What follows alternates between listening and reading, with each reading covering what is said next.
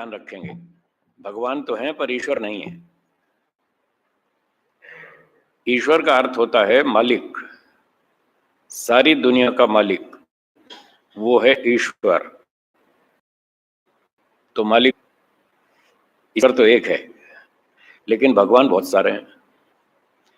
और आज के इस मंत्र में तो आपको आश्चर्य होगा कि अगले शब्दों में भगवान बनने की प्रार्थना भी की है। तो मंत्र के शब्द हैं भग एवो भगवान अस्तु, हे ईश्वर आप परम ऐश्वर्यशाली हैं, इसलिए आप भगवान हैं, हम आपको भगवान के रूप में स्वीकार करते हैं। फिर देवाह विद्वानों से संबोधन करते हैं, हे विद्वानों तेन वयम भगवन्तः स्याम, उस परम ऐश्वर्यशाली ईश्वर की कृपा से, सहायता से, उसकी प्रसन्नता से, अनुकूलता से वयम भगवन्तः हम भी। अब देखिए सीधे सरल शब्द हैं, वयम का अर्थ आप जानते हैं, हम सब। भगवन्तः बहुवचन है और श्याम ये भी बहुवचन है। वयम भगवन्तः श्याम, हम भी भगवान बने। तो हम भी भगवान बन सकते हैं पर ईश्वर नहीं बन सकते, ये ध्यान रखिएगा। तो भग शब्द के 6 अर्थ लिखे हैं एक शब्दकोश में। एक लिखा है ऐश्वर्य, दूसरा लिखा है तेज, तेजस्विता, और तीसरा है यश, चौथा है श्री, शोभा, पांचवा है ज्ञान, तत्व ज्ञान, और छठा है वैराग्य।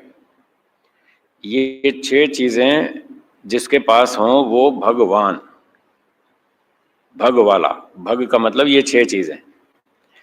अब ये 6 चीजें श्री रामचंद्र जी के पास भी थी, इसलिए हम उनको भगवान राम कह देते हैं।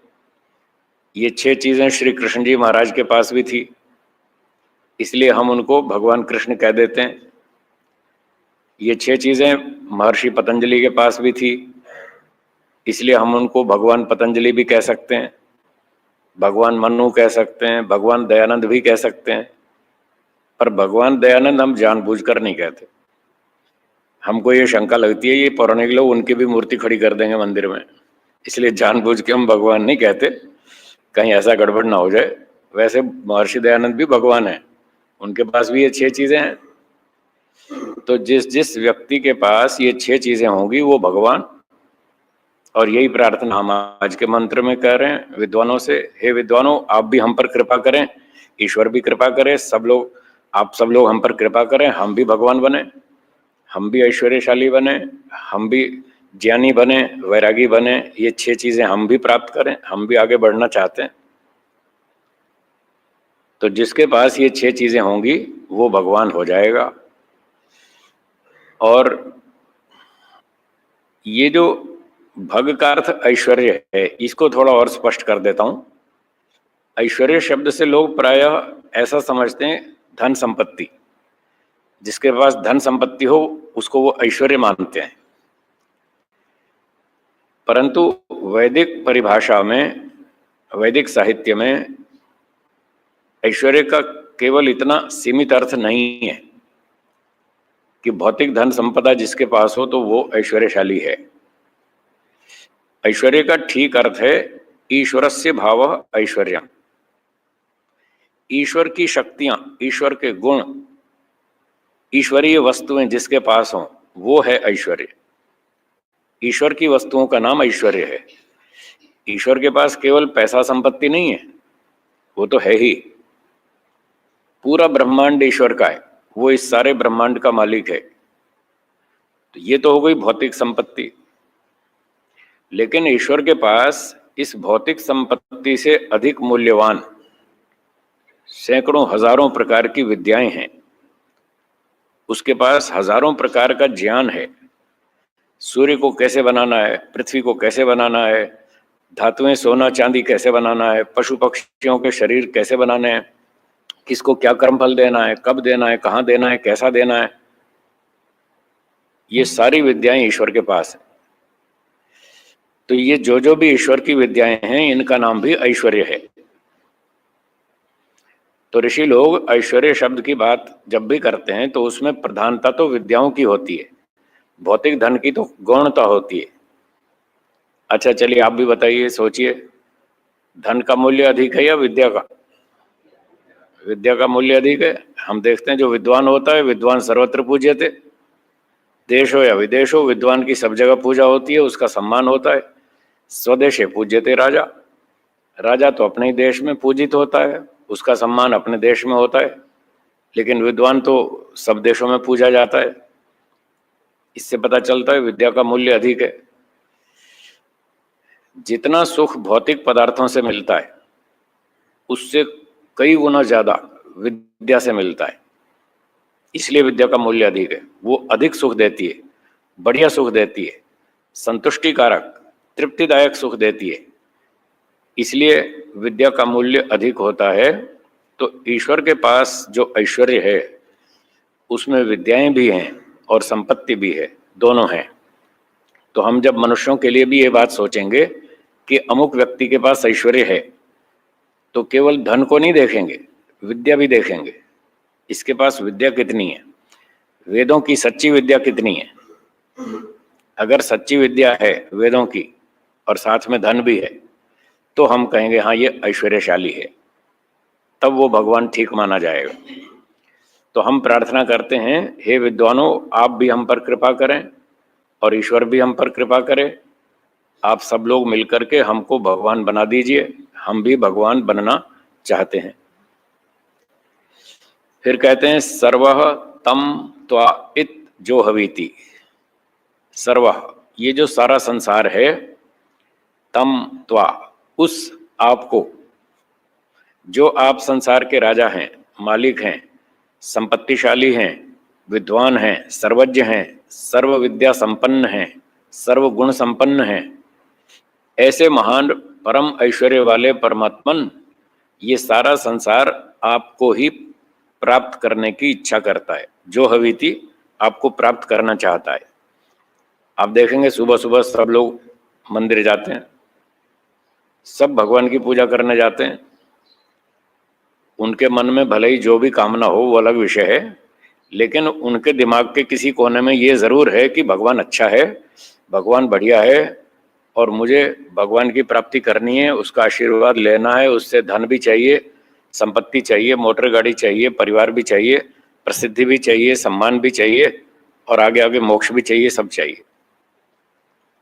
तो ये सारी चीजें प्राप्त करने के लिए लोग भगवान की तरफ भागते हैं, तो सब चाहते हैं। अब ये अलग बात है कि वो ठीक से जानते नहीं कि भगवान कहाँ रहता है और कैसे देगा ये सारी चीजें। जितना मालूम है उस हिसाब से चलते रहते हैं, जिसको जितना समझ में आया वो वैसे वैसे उस स्थान पर उस मंदिर में अपनी यात्रा करता है सुबह सुबह। पर उनकी प्रवृत्ति से ये सिद्ध तो होता है कि वो भगवान को चाहते हैं। बस यही बात इस मंत्र में बताई कि सब लोग आपको जो हुई थी आपको ग्रहण करना चाहते हैं, सब आपकी प्राप्ति करना चाहते हैं। ऐसा कौन व्यक्ति होगा ज्ञानी जो आपको नहीं चाहता हो? सब आपको चाहते हैं, ठीक से नहीं जानते वो उनकी कमी है, पर चाहते सब हैं। तो हम आपसे ये प्रार्थना करते हैं, सह भग नः पुर एता भवेह। तो हे भगवान, आप हमको एता हो जाइए, एता भव प्राप्त हो जाइए, और कब हो जाइए? पुरः जल्दी, शीघ्र, आप हमको जल्दी प्राप्त हो जाएं। वैसे तो हम ये देखते हैं कि लोग ट्रेन में जाते हैं तो उनको ट्रेन में चढ़ने की जल्दी होती है, हाँ या ना? आपको कैसा लगता है, लोगों को जल्दी होती है ना चढ़ने की? जब प्लेटफॉर्म पर ट्रेन आती है तो सब जल्दी करते हैं, पहले मैं चढ़ जाऊं, पहले मैं चढ़ जाऊं।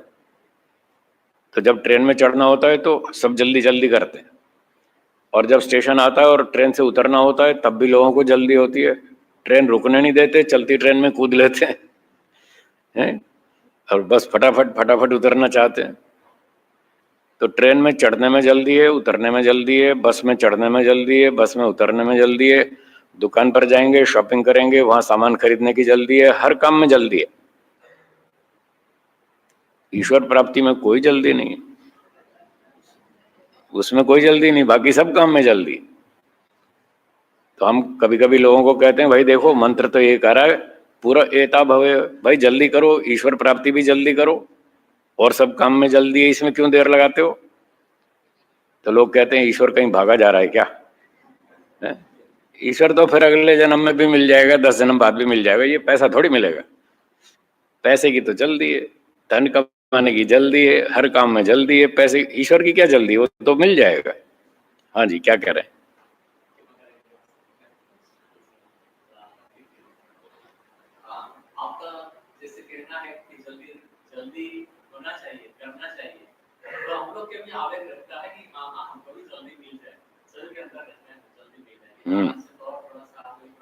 ठीक बात, फिर ढीला हो जाता है। ठीक बात,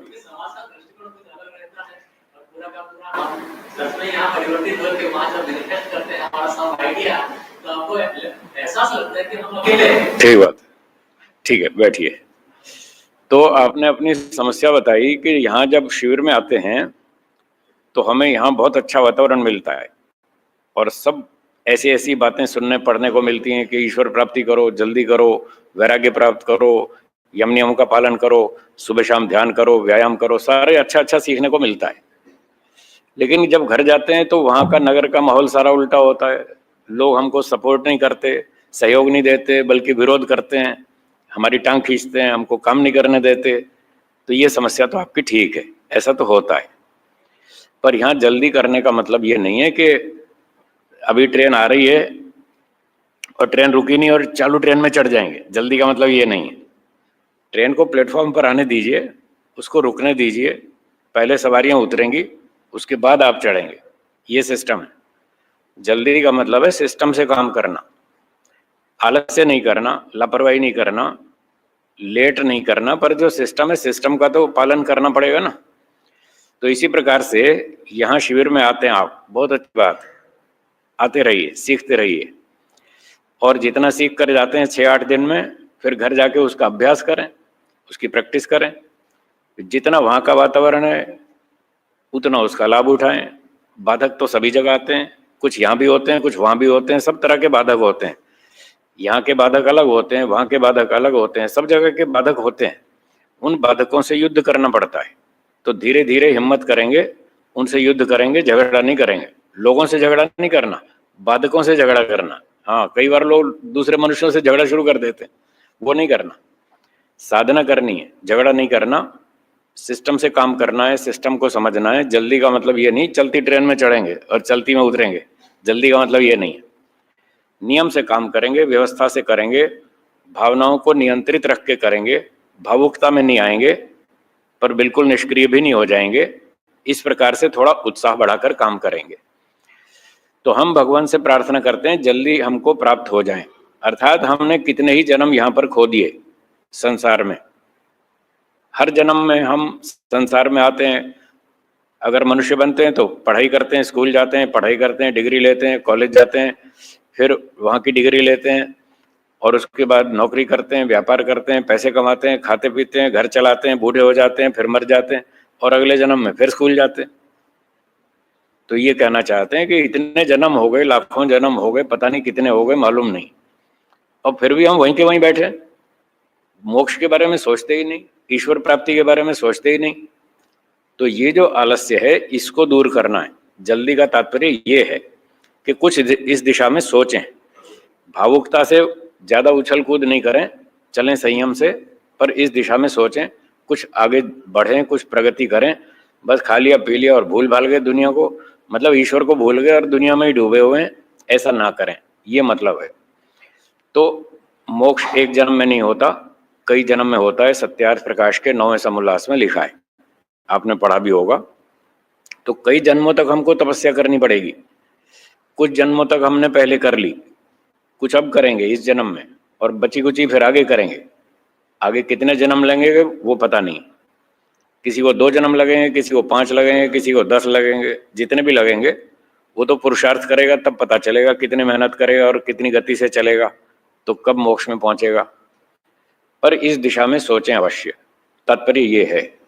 जो लोग सोचते हैं तो प्रगति करें, मेहनत करें और आगे बढ़ें, बहुत अच्छी बात है। तो मतलब यह है कि आलस्य ना करें, लापरवाही ना करें, इस दिशा में भी अच्छी तरह से सोचें और अपनी क्षमता के अनुसार, अपनी योग्यता के अनुसार, अपनी साधन और सुविधाओं के अनुसार इस दिशा में आगे बढ़ें, आलसी ना हो, ये तात्पर्य है। तो अंत में लिखा महर्षि जी ने, हम आपके ऐश्वर्य से अलग ना हो, आपके साथ रहें, आप अपनी कृपा से इसी जन्म में परम ऐश्वर्य का यथावत भोग हम लोगों को करावें। तो हम आपके साथ रहें, आपकी उपासना करें, आपकी सन्निधि में रहें, आपकी संगति में रहें, दिन भर आपको अपने साथ जोड़े रखें, भूल नहीं जाएं, ईश्वर समर्पण करें। तो इस प्रकार से हम जल्दी जल्दी ईश्वर की ओर आगे बढ़ सकते हैं और इसी जन्म में हम परम ऐश्वर्य का भोग कर सकते हैं। फिर अंत में लिखा, पर जन्म में तो कर्मानुसार फल होता ही है, तो जितना हम इस जन्म में करेंगे उतना हमको इस जन्म में मिल जाएगा, और जो इस जन्म में हम प्राप्त नहीं कर पाएंगे वो फिर अगले जन्म में प्राप्त होगा। वो जैसी ईश्वर की व्यवस्था होगी वैसे वैसे हमको फल मिलेगा।